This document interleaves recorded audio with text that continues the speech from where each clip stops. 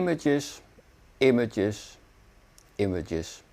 Working with Chinese oracles like the Yijing all revolves around images. And in this example, again from the Zuochuan, we will see how the diviner uses images from the trigrams and from the line text and tries to combine these into one coherent reading. So let's dive right into it.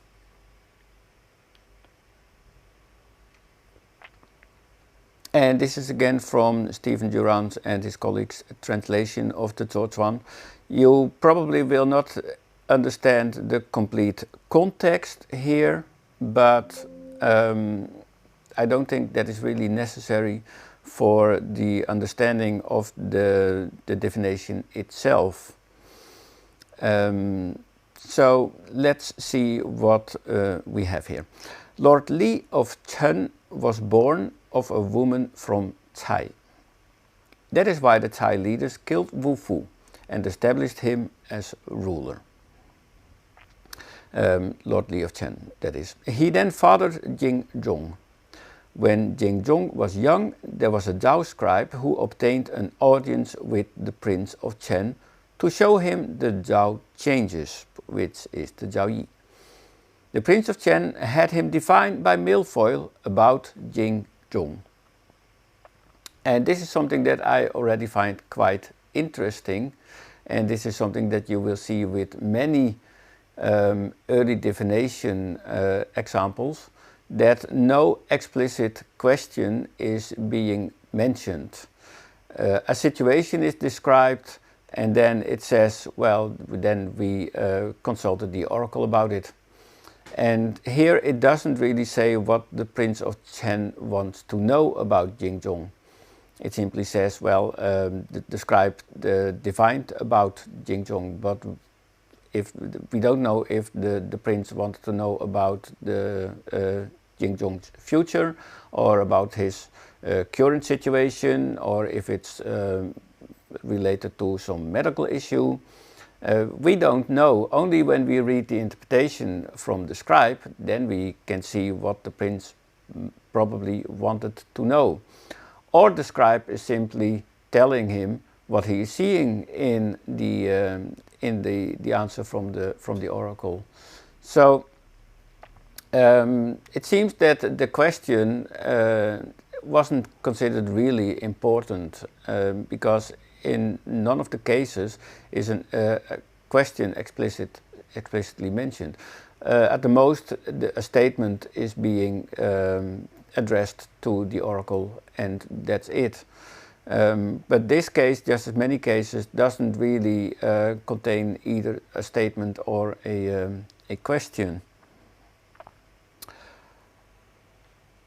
The scribe encountered the hexagram fewing, which is hexagram 20, and the line whereby it becomes the hexagram obstruction, which is hexagram 12.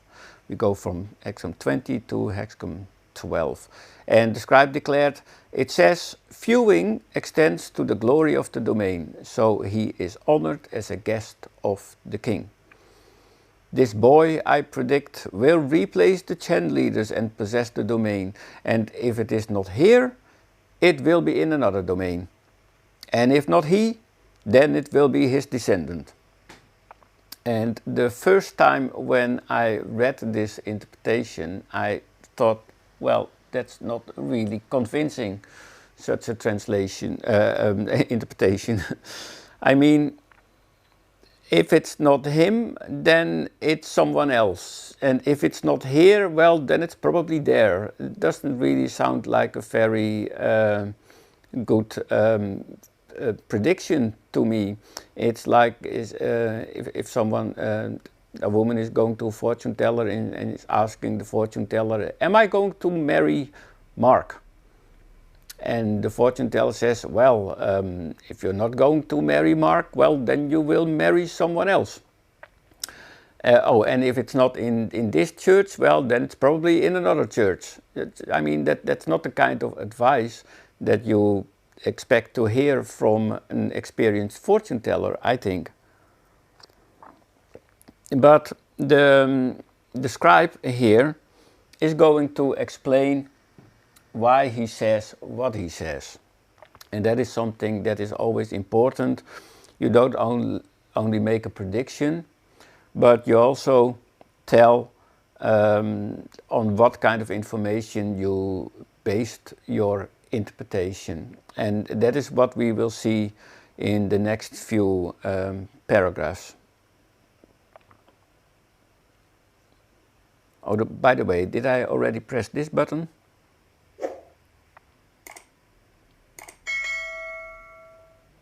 Yep, pressed it. Okay. The scribe encountered the hexagram viewing, and this is the translation from Durand, and I have a little bit of issues with this translation. It says that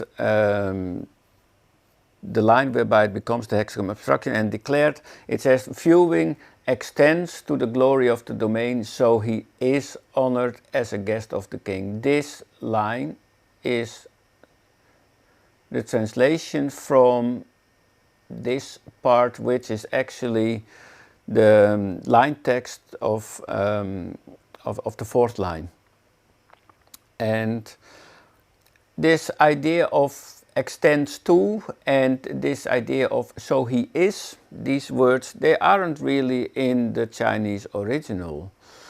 You could simply say viewing the glory of the domain.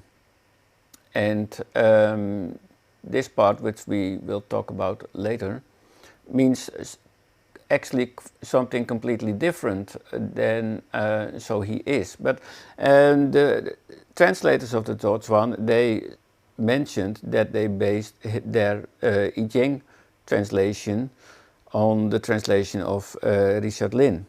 And indeed, this is what Richard Lin says, which is quite similar to what Stephen Durand and his colleagues make of it.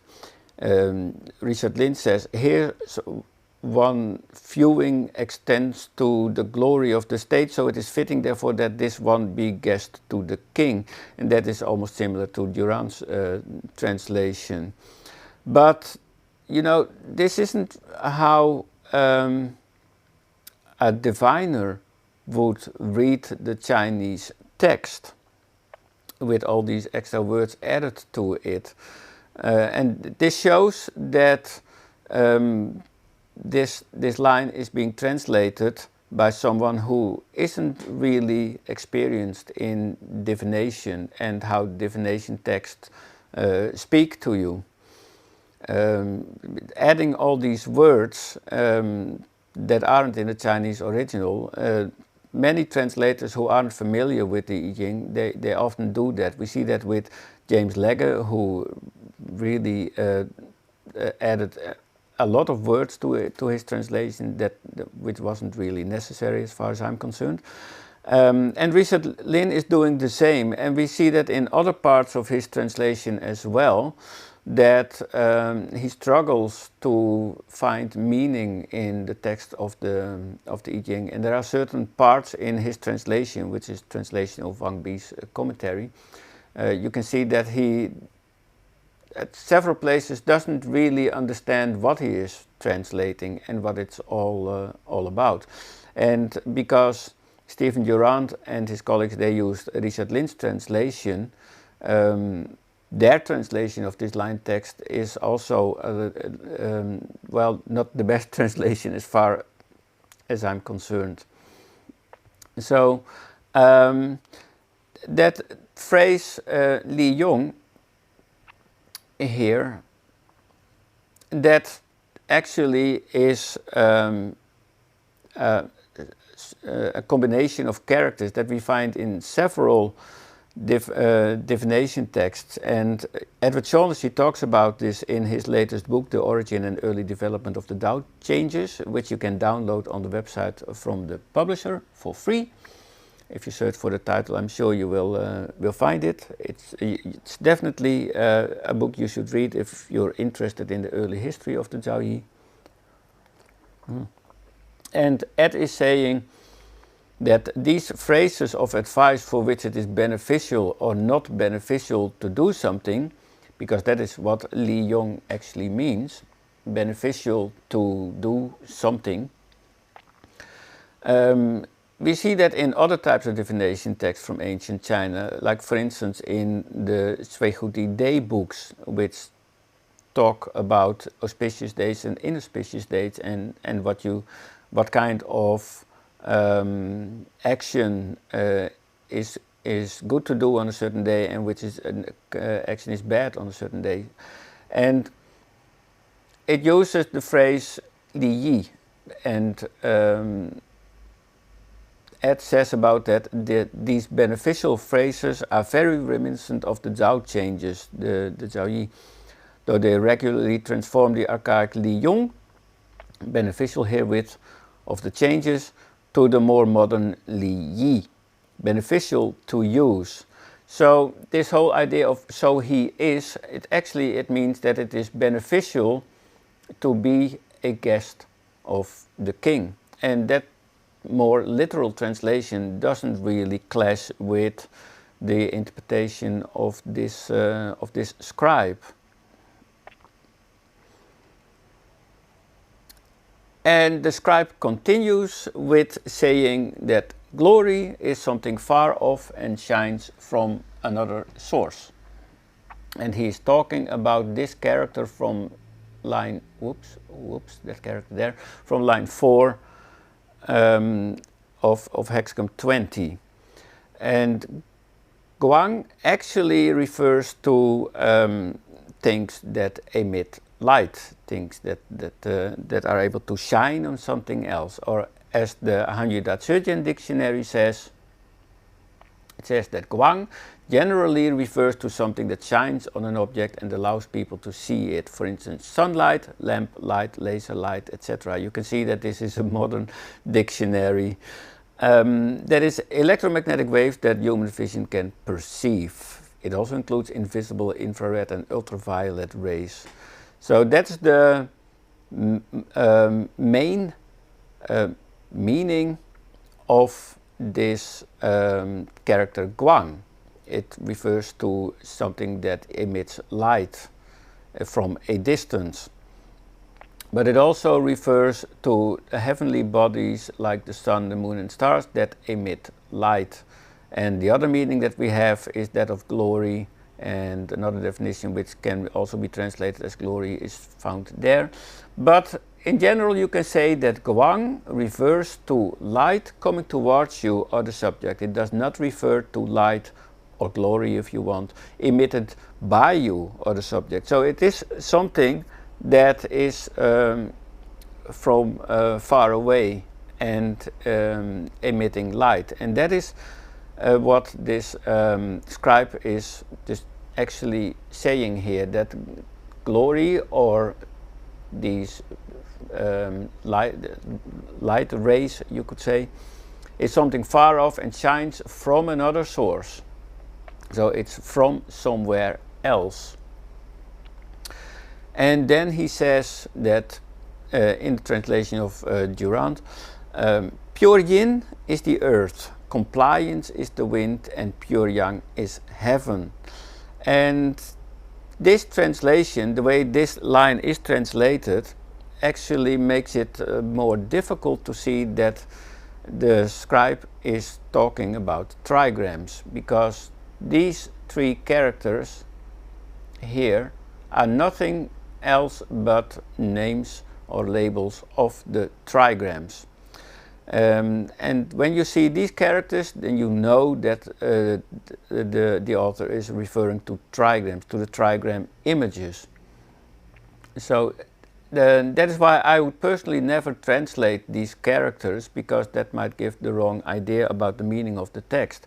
And we might even have a discussion whether compliance is a good translation of the character Xun for trigram wind. But that's a topic for another video.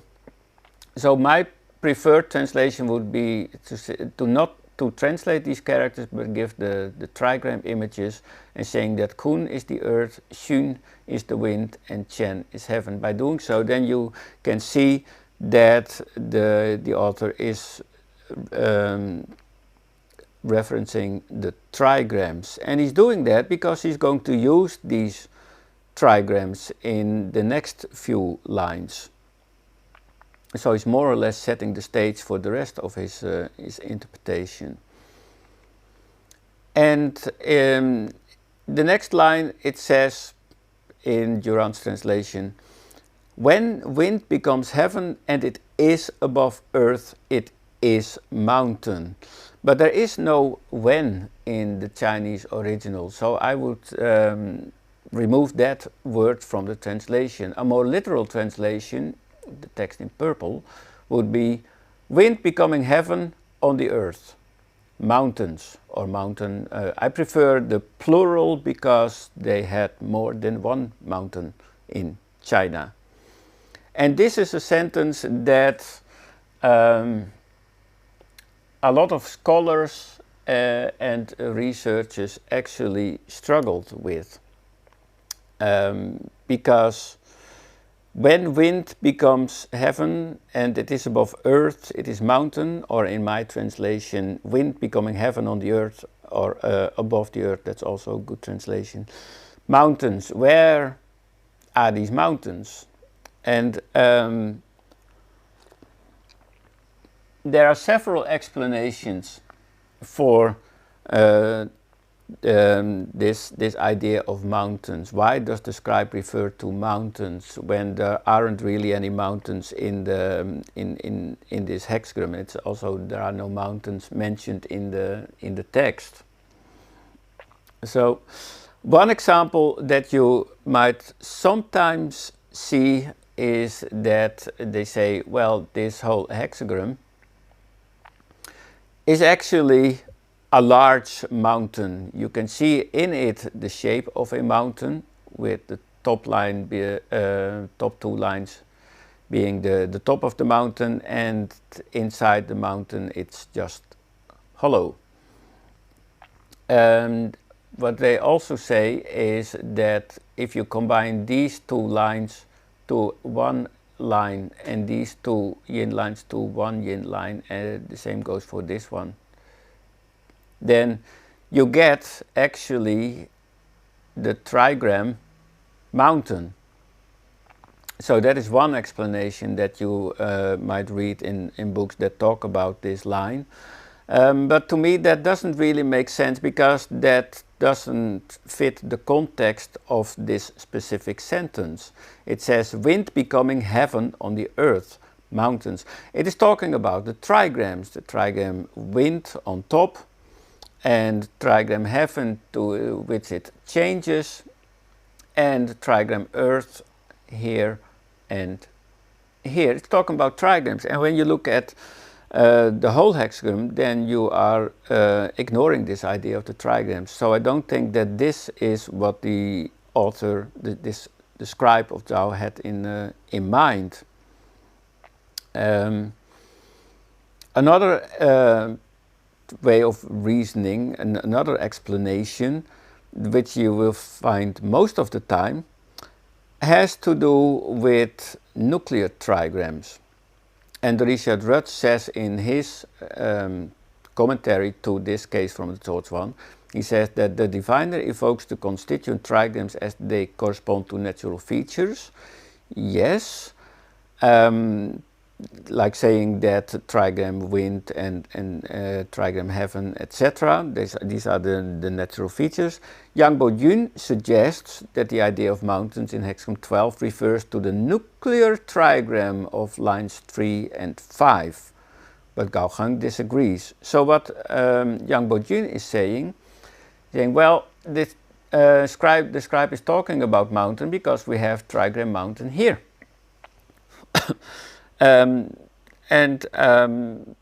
Some authors also say, well, there's another nuclear trigram in hexagram 20, which is here. So that is why the scribe is mentioning mountains. this is the explanation that you will see most often in the books that talk about this specific case from the Zhuozhuan. They will almost always say that this idea of mountains comes from these nuclear trigrams. And I've always had issues with that idea because, and Gao Heng actually says the same, as we will see later, they didn't really use nuclear trigrams in the period that the Zhuozhuan is supposed to be written. So somewhere around 800, 600 AD, they didn't really use nuclear trigrams.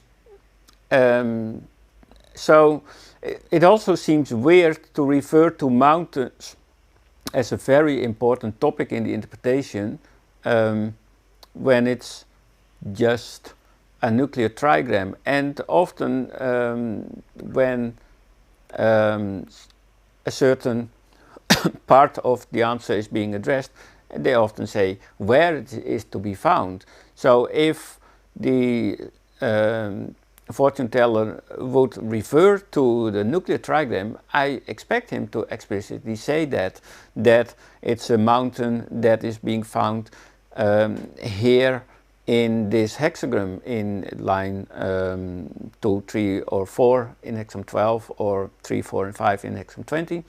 Or he would say that this mountain is inside the hexagram or below trigram wind, something like that.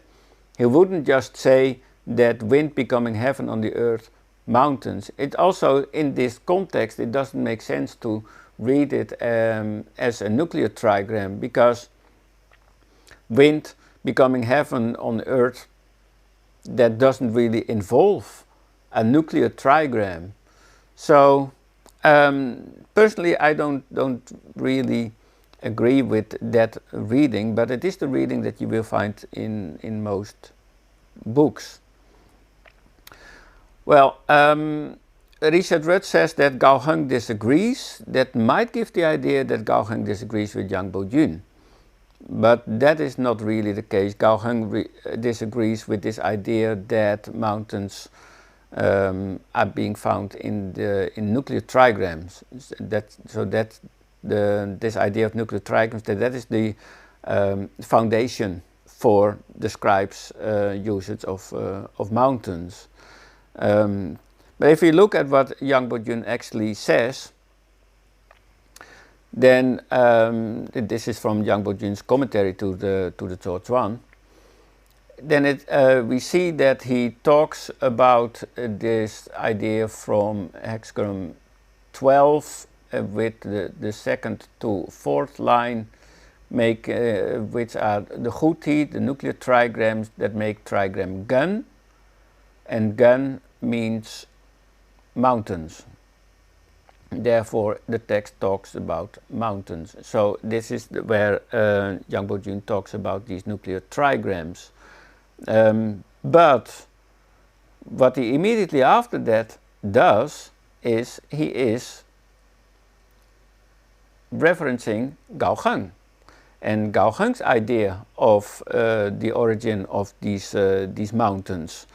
So maybe Yang Bo-jun wasn't really satisfied with this idea of nuclear trigrams either, because he's also giving Gao Heng's view on this text, and he doesn't really say whether he agrees with Gao Heng or not, but at least he is giving another view, the view of Gao Heng. So maybe he was also not really convinced with this idea of nuclear trigrams and thought, well, let's give Gao Heng's view as well, without really coming to any conclusion about it. So, and what Gao Heng's view actually is being described here, but I'll address that in one of the next slides. Sorry. But this idea that nuclear trigrams are being found in this example from the Zhuozhuan, and that this is one of the earliest usage of nuclear trigrams, you will find that in so many books.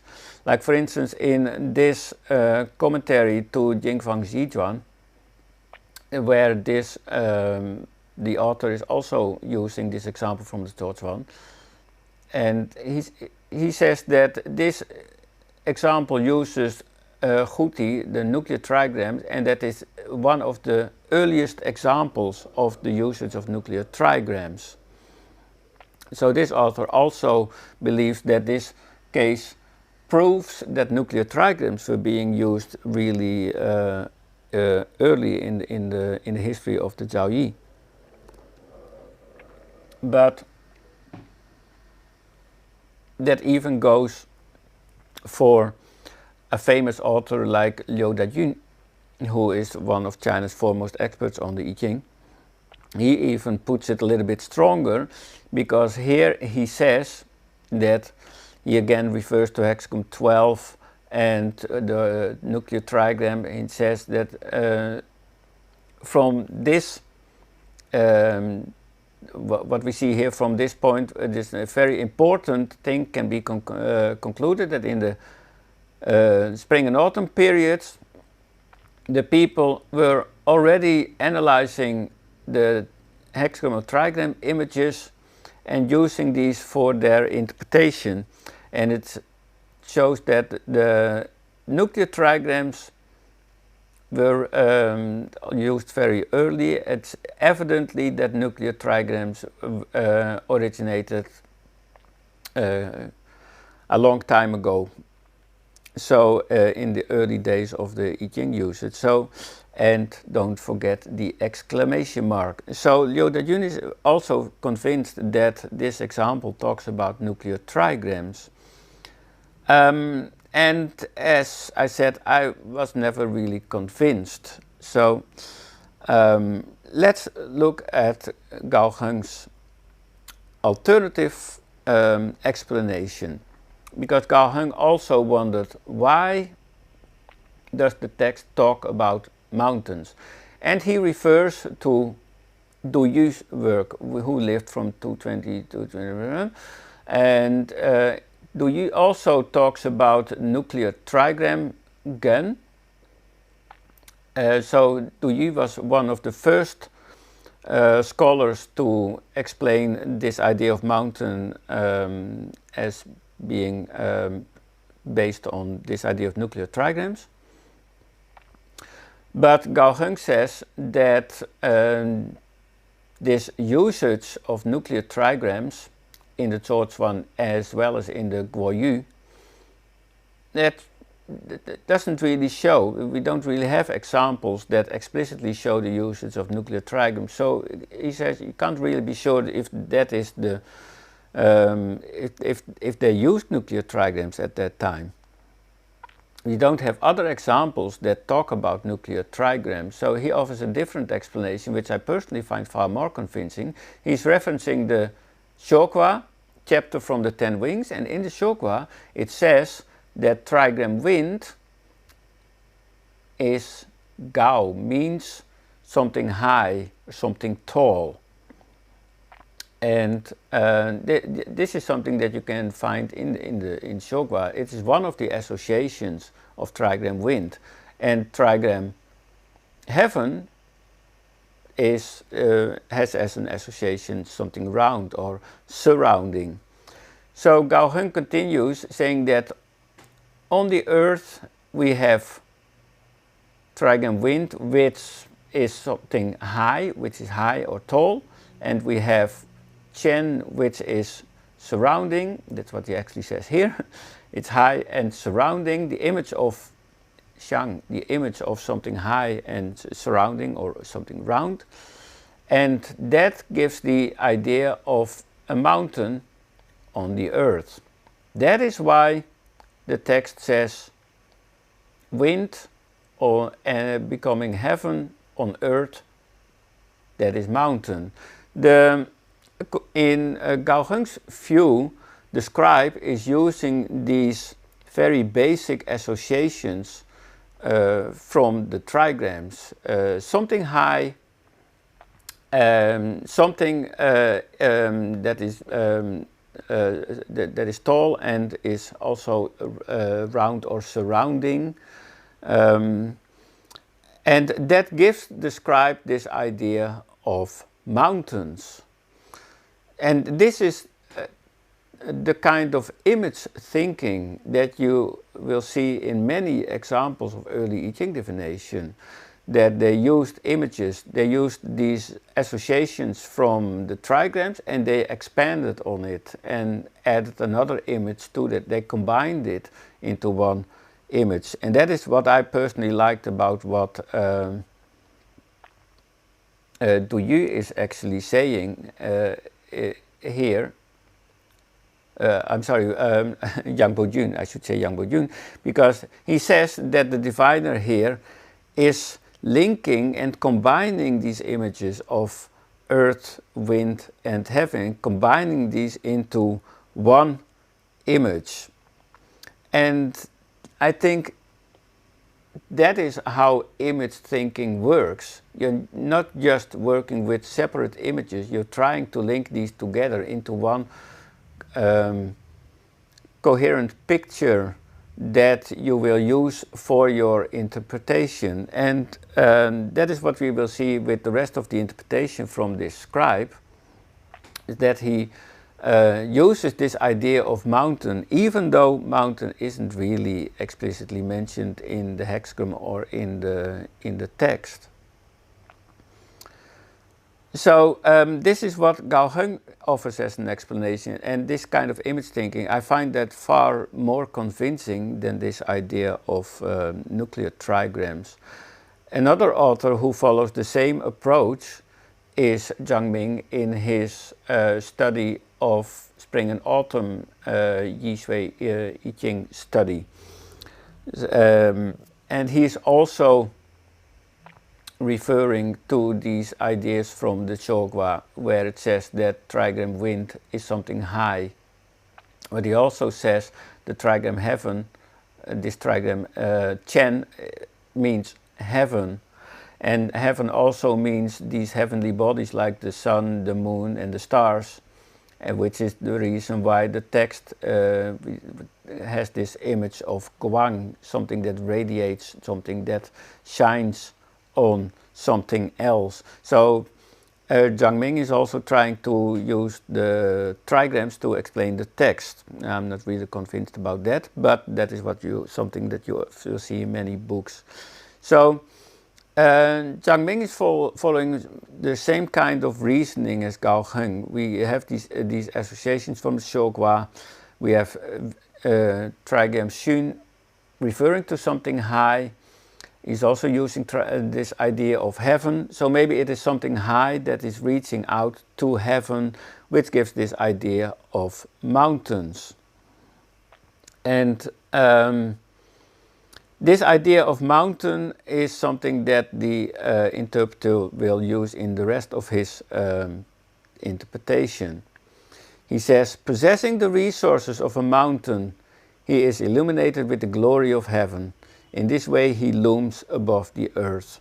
Therefore it says, viewing extends to the glory of the domain, so he is honored as a guest of the king. This is again Durand's translation. Personally I would translate it a little bit more literal, like having the resources of mountains being shined upon by the radiance of heaven, as such residing on earth. Therefore it is said, viewing the country's radiance, beneficial to be a guest of the king. And the latter sentence, beneficial to be a guest of the king, that is literal advice. And in the next few lines, the fortune teller, this scribe, is going to explain why it is beneficial to be a guest of the king.